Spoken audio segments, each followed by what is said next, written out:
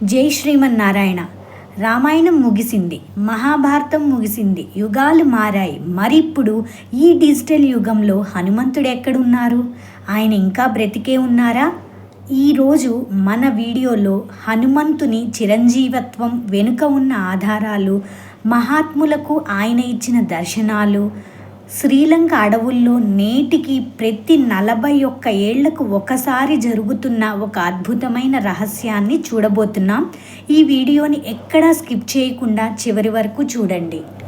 జననం ఉంటే మరణం కూడా ఖచ్చితంగా ఉంటుంది. ఇది ప్రకృతి ధర్మం. కానీ సనాతన ధర్మంలో ఈ ప్రకృతి నియమాలను దాటిన 8 మంది మహాపురుషులు ఉన్నారు. ఆ 8 మంది పురుషుల లిస్ట్ కూడా స్క్రీన్ మీద కనిపిస్తూ ఉంటుంది, ఒకసారి గమనించండి. వారినే మనం అష్ట చిరంజీవులు అని చెప్పి పిలుస్తాం. కల్పాంతం వరకు అంటే యుగం ముగిసే వరకు భౌతిక దేహంతో భూమిపైనే ఉండేలా వారు వరం పొందారు. ఆ 8 మందిలో ఒకరే అచంచలమైన భక్తికి, అపారమైన బలానికి ప్రతీక సాక్షాత్ ఆ పరమశివుని అంశ అయిన వాయుపుత్రుడు శ్రీ హనుమంతుడు. హనుమంతుడు అమరుడు కావడానికి రామాయణంలో ప్రధానంగా 2 ఘట్టాలున్నాయి. మొదటిది ఆయన బాల్యంలో జరిగింది. ఉదయిస్తున్న సూర్యుణ్ణి పండుగ భావించి మింగడానికి వెళ్ళినప్పుడు ఇంద్రుడు తన వజ్రాయుధంతో ఆంజనేయుడిపై దాడి చేస్తాడు. అప్పుడు వాయుదేవుడి ఆగ్రహాన్ని చల్లార్చడానికి సకల దేవతలు దిగివచ్చి విశ్వంలోని ఏ ఆయుధం ఆయనను చంపలేదని, బ్రహ్మదేవుడు అగ్ని, నీరు, వాయువు వల్ల ప్రాణాపాయం ఉండదని మిగతా దేవతలు అద్భుతమైన వరాలు ఇచ్చారు. 2వ ఘట్టం రావణ యుద్ధం తర్వాత జరిగింది. శ్రీరాముడు అయోధ్యకు రాజైన తర్వాత అందరికీ రాజ్యాలు, కానుకలు ఇచ్చాడు. కానీ హనుమంతుడు ఏమీ అడగలేదు.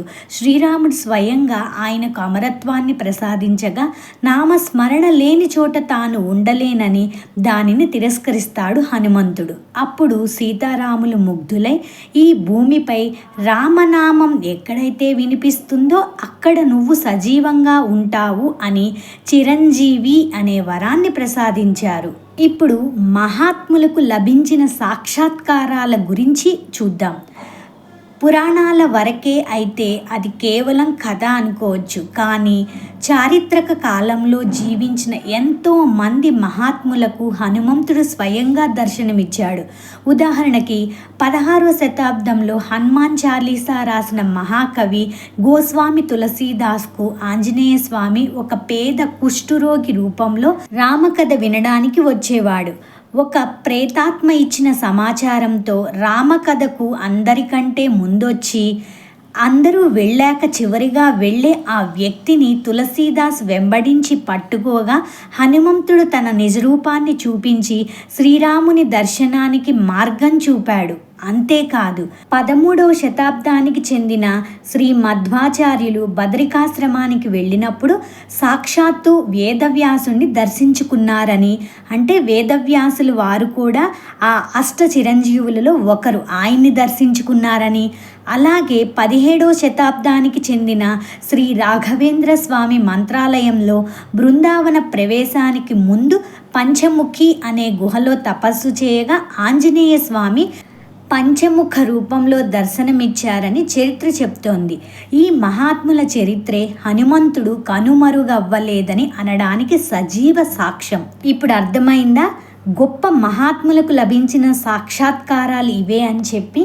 ఇప్పుడు శ్రీలంకలోని మాతంగ గిరిజనులు ఆ 41 ఏళ్ల రహస్యం ఏంటి అనే టాపిక్ని వివరంగా చూద్దామా?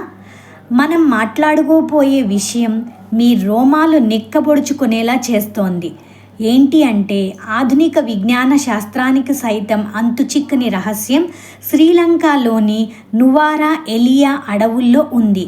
అక్కడ మాతంగ అనే ఒక పురాతన గిరిజన తెగ నివసిస్తోంది.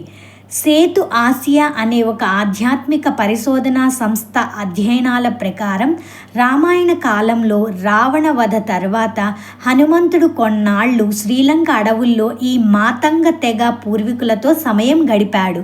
వారి ఆత్మీయులకు మెచ్చి ప్రతి 41 సంవత్సరాలకు ఒకసారి వారిని కలుసుకోవడానికి వస్తానని మాట ఇచ్చాడు. వారు చెప్పేదాని ప్రకారం ఆ మాటను హనుమంతుడు నేటికి నిలబెట్టుకుంటున్నారు.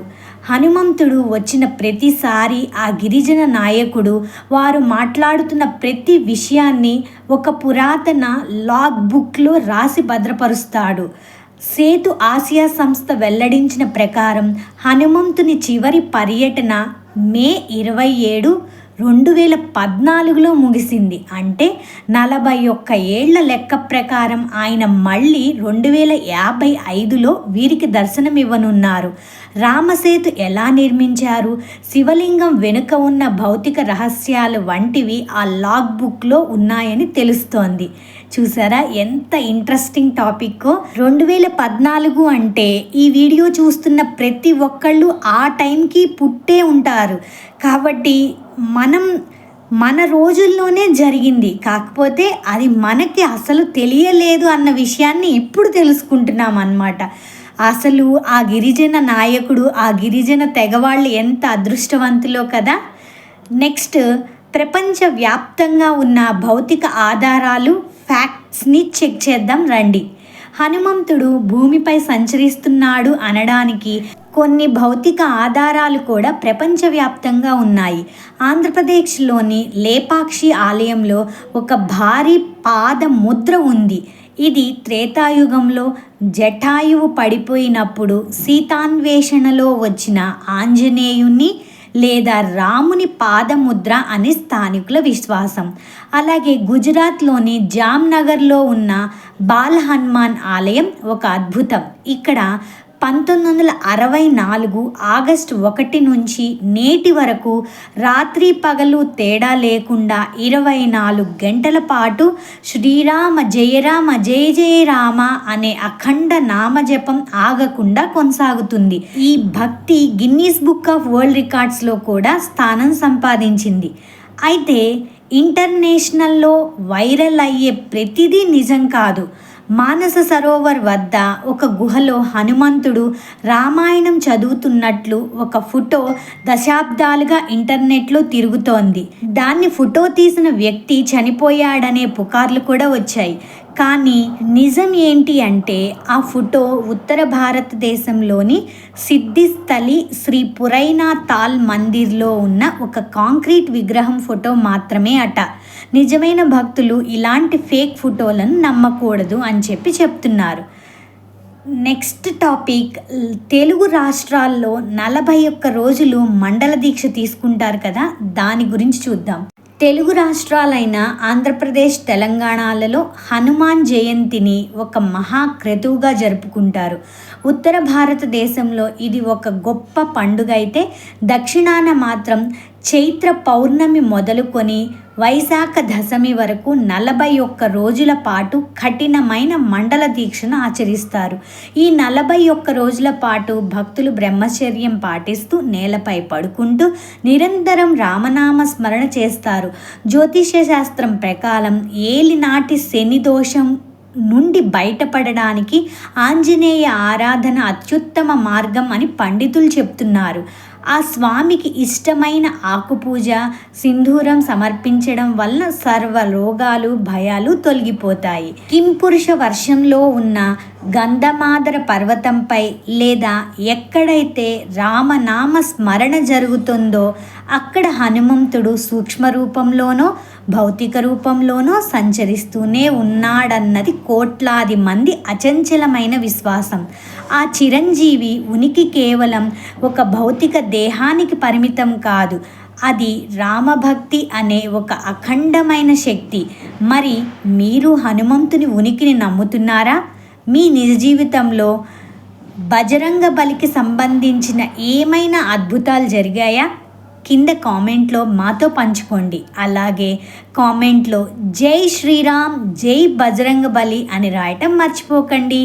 ఈ వీడియో మీకు నచ్చినట్లయితే లైక్ చేయండి, మీ కుటుంబ సభ్యులకు, స్నేహితులకు కూడా షేర్ చేయండి. ఇలాంటి మరెన్నో ఆధ్యాత్మికమైన విషయాలు, చారిత్రక రహస్యాల కోసం దామోదర డివోషనల్ ఛానల్ తప్పకుండా సబ్స్క్రైబ్ చేసుకోండి. మరో ఆసక్తికరమైన వీడియోతో మళ్ళీ కలుద్దాం. అంతవరకు సెలవు. జై హింద్. సర్వం శ్రీకృష్ణార్పణమస్తు.